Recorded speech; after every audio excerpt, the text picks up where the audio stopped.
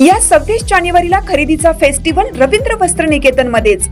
कल्याणी गडवाल साडी 495 मध्ये, पेशवाई सिल्क साडी 594 मध्ये, गर्ल्स वन पीस ड्रेस 333 मध्ये, कार्गो 6 पॅकेट 499 मध्ये, डिजिटल प्रिंटेड टी शर्ट फक्त 180 मध्ये।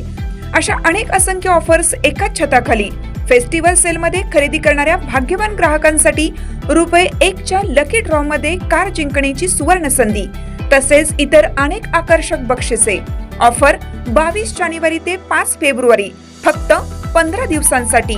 आजच भेट द्या रवींद्र वस्त्र निकेतन, सलगरे, तालुका मिरज, जिल्हा सांगली। ताज्या बातम्यांसाठी महान करेला सबस्क्राइब करा आणि बेल आयकॉनला क्लिक करा। जळगाव पोलिसांचा डान्स बार मधील व्हिडिओ व्हायरल। अवैध मार्गातून मिळवलेल्या पैशामुळेच अशा प्रकारचे उद्योग। एकनाथ खडसे। जळगाव पोलिसांचा मुंबईतील डान्स बार मध्ये नाचतानाचा व्हिडिओ मीही पाहिला आहे। अवैध मार्गाने पैसे गोळा होत असल्यामुळेच अशा प्रकारचे उद्योग पोलिसांना सुचतात, अन्यथा वरिष्ठांचा आशीर्वाद असल्याशिवाय अशा प्रकारचे प्रकार घडू शकत नाहीत आणि त्यामुळे कोणतीही कारवाई होत नाही, असा आरोप माजी मंत्री व राष्ट्रवादीचे नेते एकनाथ खडसे यांनी केला। खडसे म्हणाले की अशा उद्योगधंद्यामुळे पोलिसांची इज्जत धुळीस मिळत आहे। जळगाव जिल्ह्यातील पोलीस यंत्रणा भ्रष्टाचाराने बरबटलेली आहे। याबाबत SIT मार्फत चौकशी व्हावी अशी मागणी या गृह खात्याकडे करणार आहे। तसेच अधिवेशनात याबाबत प्रश्न उपस्थित करणार असल्याचं त्यांनी सांगितलं। जळगाव जिल्ह्यातील 40गाव येथील LCBचे पोलीस मुंबईच्या एका डान्स बारमध्ये डान्सर सोबत नाचताना सापडले। त्याचा व्हिडिओ पण आता प्रकाशित झालेला आहे आणि यापूर्वीसुद्धा LCBच्या पोलिसांवर असेच आक्षेप होते।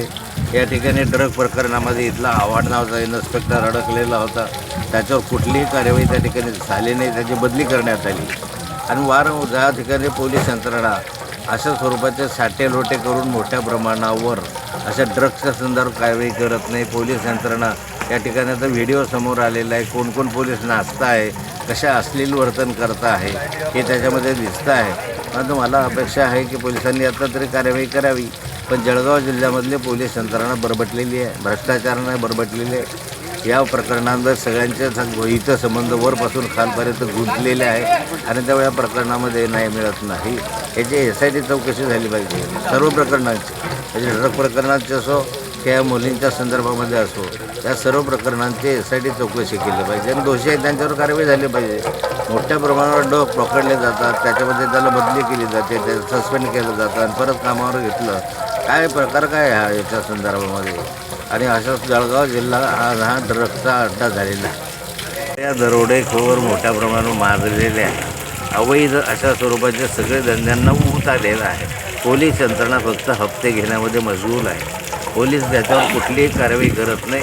DSP या संदर्भामध्ये कठोर कारवाई करण्यावर राजनैतिक दबावामुळे दबावत नाही।